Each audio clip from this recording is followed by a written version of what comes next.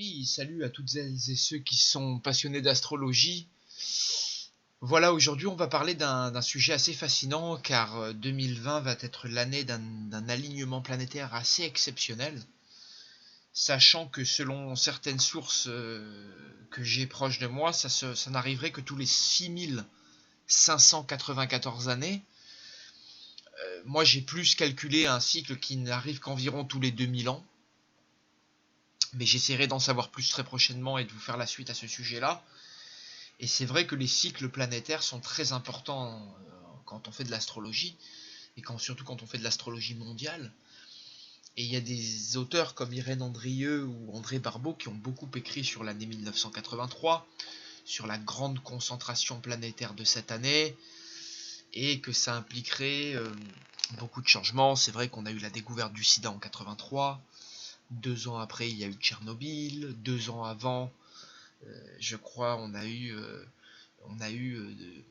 la chute du mur de Berlin, on a commencé à avoir pas mal de changements au niveau européen, on va dire entre les années 1980 et 90.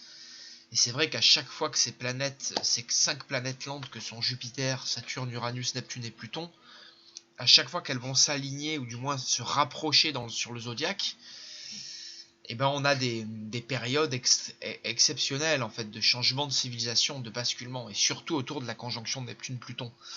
Alors la dernière conjonction de Neptune-Pluton, elle est en 1891, enfin de 1891 à 93, et cet alignement de Neptune et Pluton ne se produit que tous les 500 ans environ, tous les 498 ans, voilà. Et on aurait, si vous voulez, donc cette conjonction qui arrive, et quelques dizaines de décades autour, on a la concentration des 5 planètes lentes, parce que Neptune et Pluton sont les deux derniers, enfin c'est les 2 corps les plus éloignés du Soleil, du moins 2 des corps les plus éloignés du Soleil dans le système solaire, et que quand ils vont s'aligner sur le zodiaque, le reste des planètes va s'aligner tacitement en fait. Et ça provoque un grand alignement ou un grand déséquilibre dans le système solaire. Et ça, beaucoup d'astrologues, dont André Barbeau, ont pensé que quand finalement le système solaire se déséquilibrait, on passait d'un âge à un autre, et que sur Terre, les choses se ressentaient comme des grands basculements politiques, des grands basculements géopolitiques, géographiques, des changements de civilisation, etc. Donc c'est vrai que vous regarderez la conjonction Neptune-Pluton, et ben les dernières marquent en gros les tournants, on va dire politiques et géopolitiques des derniers siècles. On voit qu'autour de moins 600, on a eu le début de la République avec Athènes. Vers moins 80, c'est la politique romaine aussi, il y a l'arrivée du christianisme, et du moins la fin des religions polythéistes. Vers les années, enfin le 5e siècle, c'est la fin de Rome. Après, on a le début du Moyen-Âge, le début de la Renaissance, en gros le début du monde moderne.